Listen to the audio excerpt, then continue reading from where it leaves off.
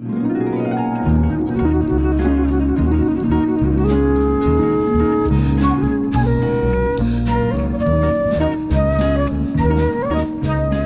to you by way of the not-for-profit Mainframe Art Studios at 900 Keogh Way in downtown Des Moines, this is 900 Views, a podcast about building community through the arts as we build an arts community.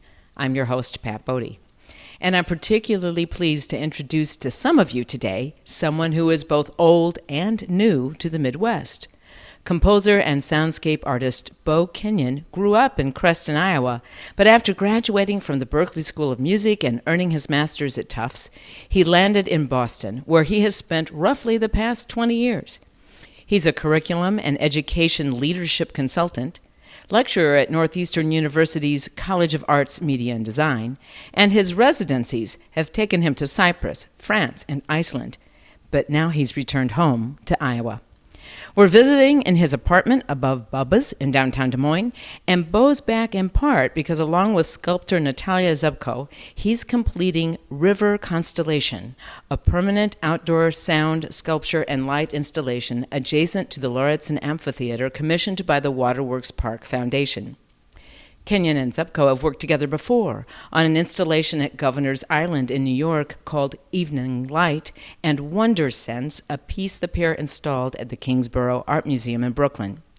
Before we take a listen to a little of what's in store for our future at Waterworks Park, Beau, you didn't have to move back here to work on this project.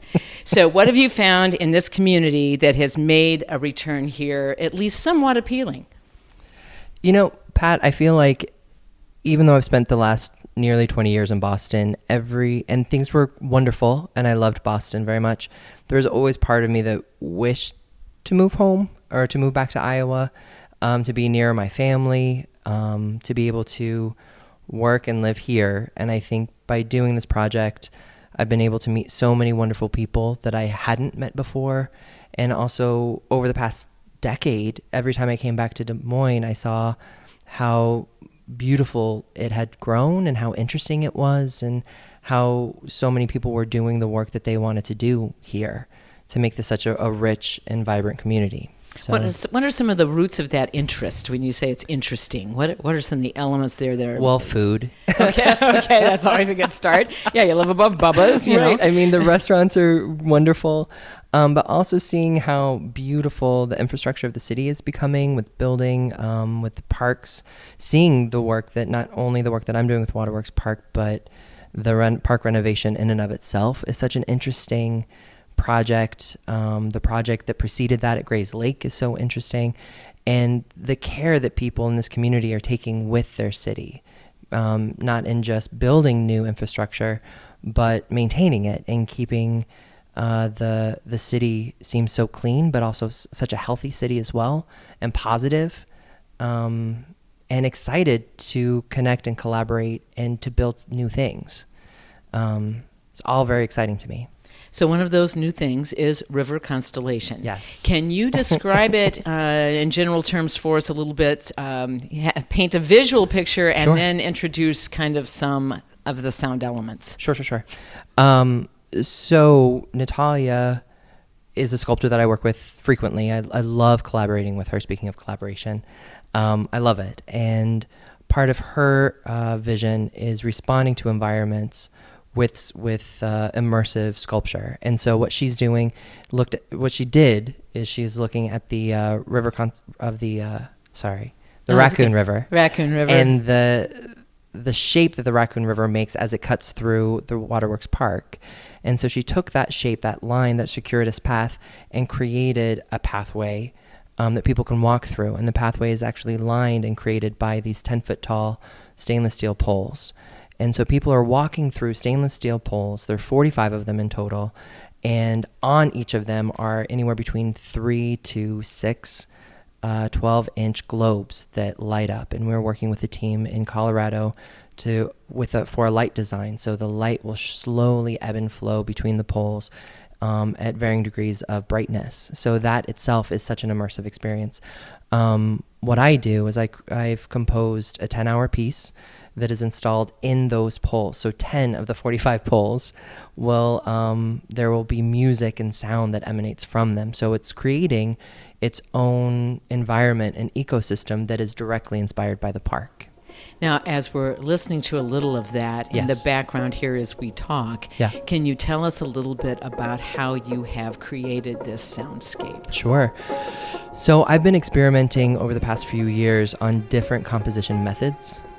This is one that I've developed where I compose short phrases for live musicians to perform and record, and then I take those short phrases and then create in this case, a 10-hour piece. And so what I try to do is create a series of phrases that can work together in a wide variety of ways so that I'm developing the piece. I'm using compositional techniques to develop a piece with these building blocks that I essentially created, these short phrases. And so so I've got this composite score that's 10 hours long, but each phrase, they're coming out of different poles. So as people walk through, they're not hearing the composite piece out of one pole, they're hearing one voice out of a pole, but then across the way on the same path, they're hearing 2, 3, 4, 5 different voices as well. So people hopefully will have the experience where they're walking through this choir of voices and instruments. Let's just pause for a moment and take a listen.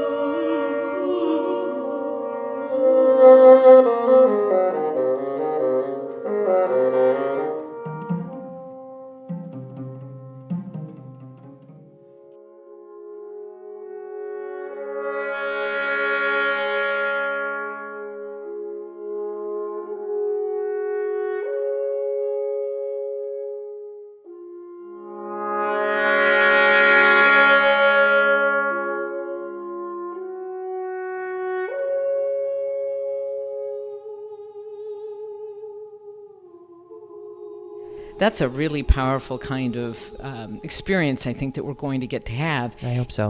And if I'm understanding it correctly, it's going to be different based on morning, night. So instead of creating, a short, let's say 3-minute piece that is just running on a loop, I'm creating a 10-minute piece that is going to run over a 19-hour period. So we intend for the sculpture to be playing sound and lighting up from 5 a.m. until midnight every day.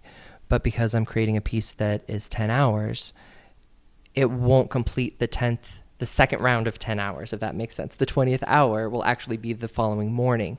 So there will be this slow shift throughout the day. So you can come back every single day at 9 a.m. and have a different sound experience.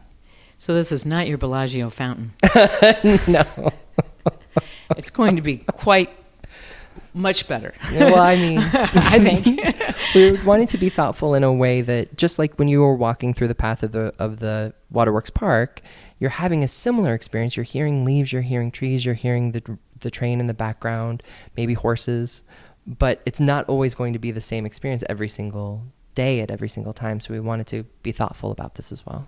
So what have you learned through your collaborations with Natalia Zabko, with your collaborations with the folks here in Des Moines, elsewhere, as you really value this concept of collaboration. Yeah, very much. You speak highly of multidisciplinary, which is really a theme that keeps coming up in this podcast.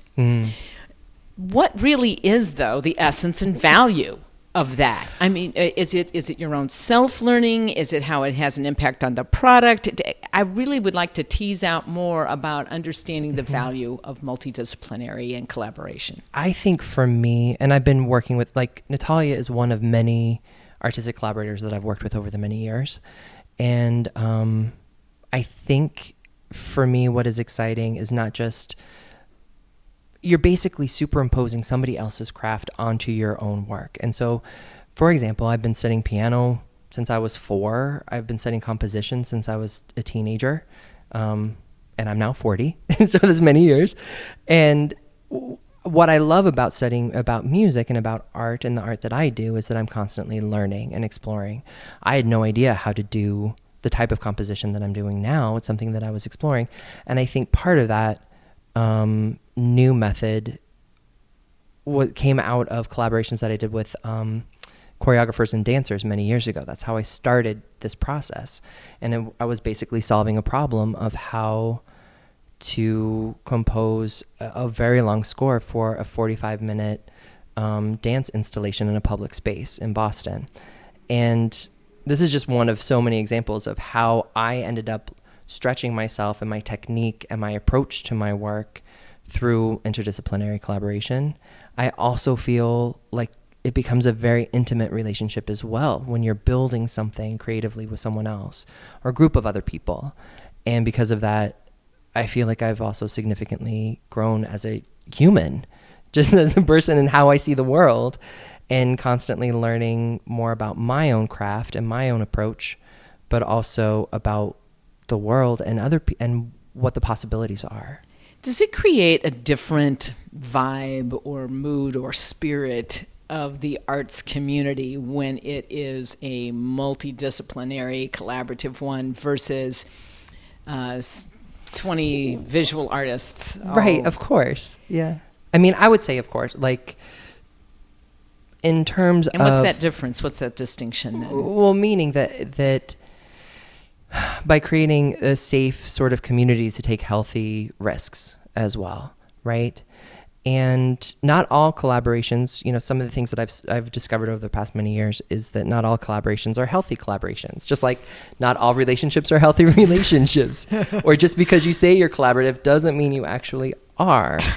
I've had partners in the past that, there was a choreographer who I loved working with. We produced something great together for a museum in Boston.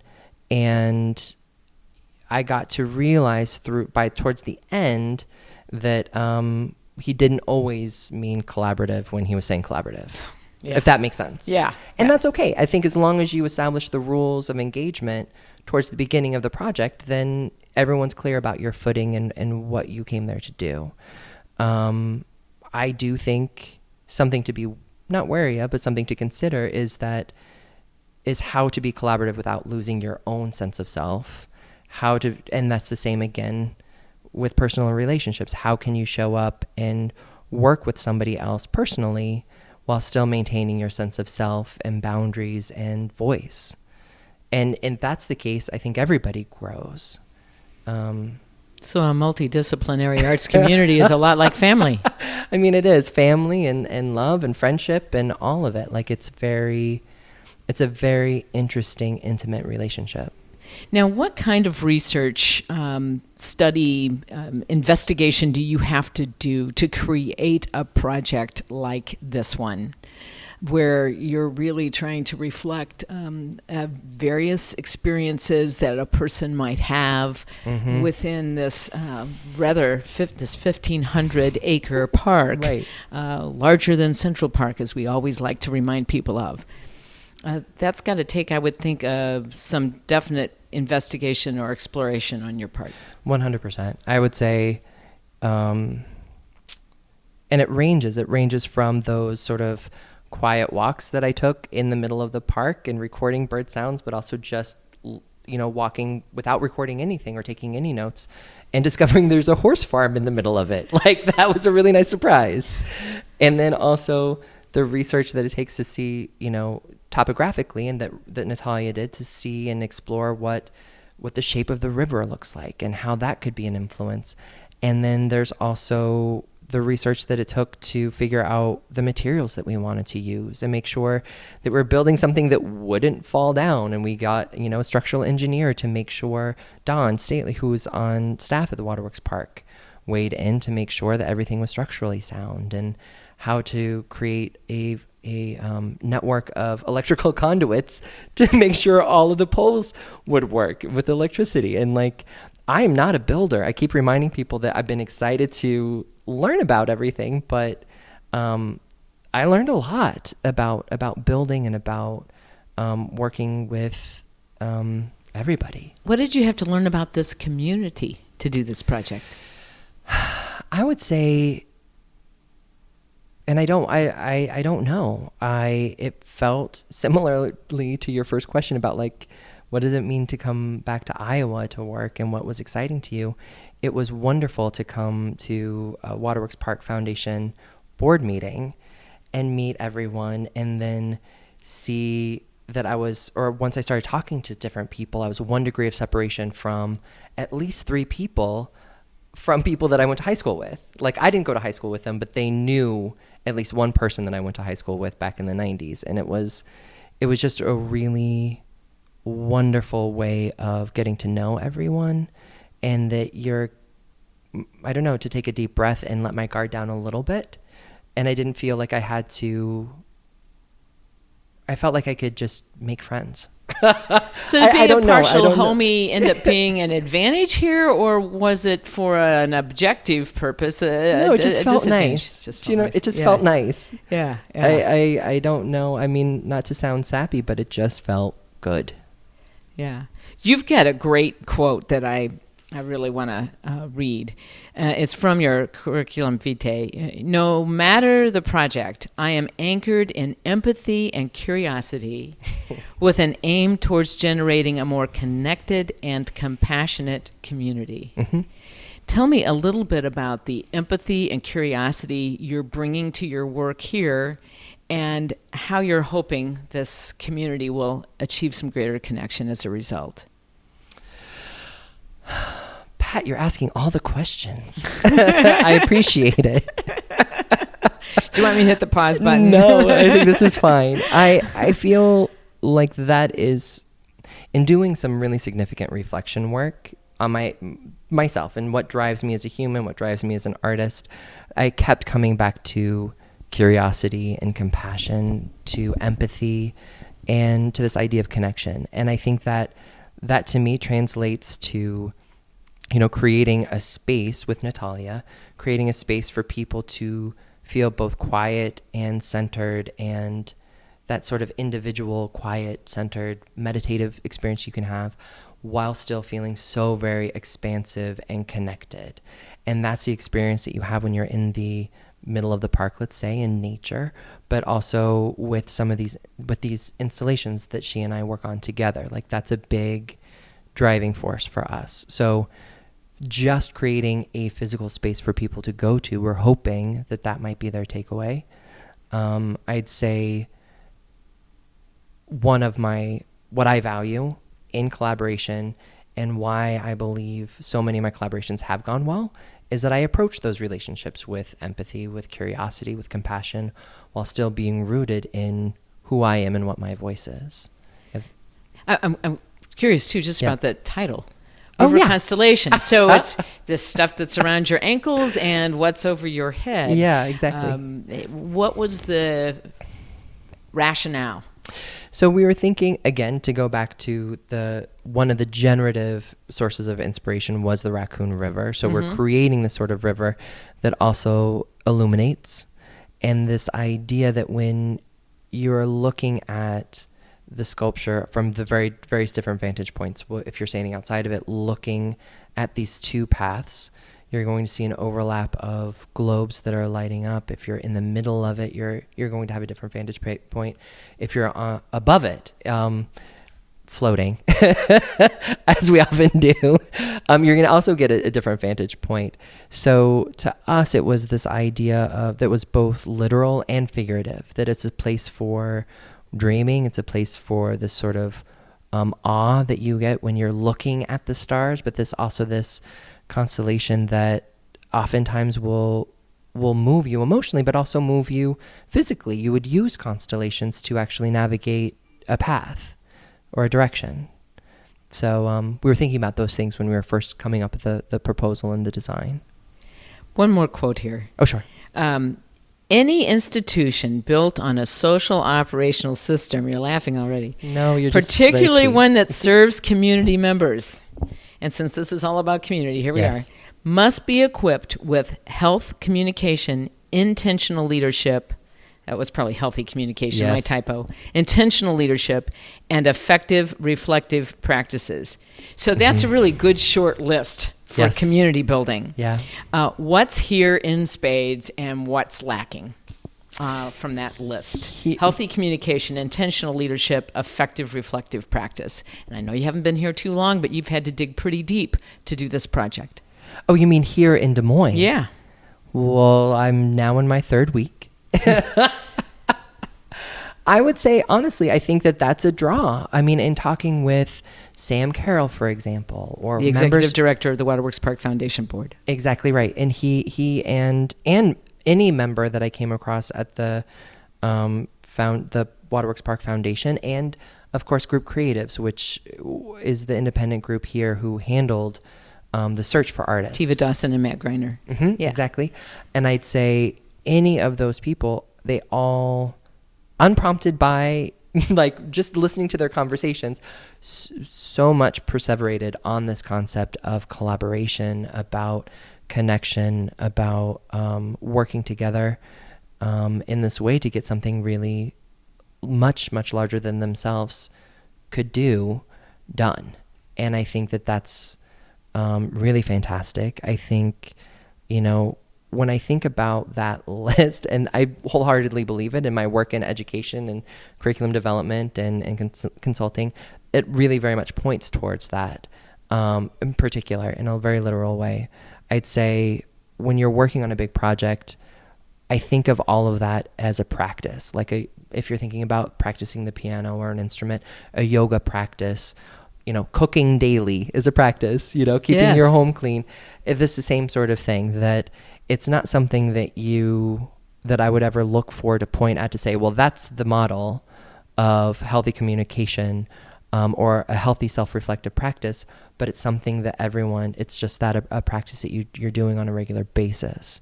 And with that said, I don't frequently enter into a new community to try to evaluate it. It's Right. rather to model that behavior when I can, to enjoy it when I can, to continue to collaborate with the people on a regular basis who I see that with, right? So Natalia Zupko, for example, I can't say enough nice things about her, but the reason why we've done so much together and such large projects is because that's a significant part of our relationship. So as we close here, you've come here from Boston. You've got a beautifully rich and exciting resume, an incredible background. It includes chamber music and Montessori school, and it goes on and on and on. It's just in this leadership piece that I didn't mention at the beginning. What are you hoping to add to the mix here or enrich the mix here as this community moves forward? And let me give you my quick little bias about us, that here we are kind of on the cusp of a bit of a renaissance maybe for the greater Des Moines or central Iowa, if not Iowa writ larger, in terms of understanding who we are in the arts world and engaging around it.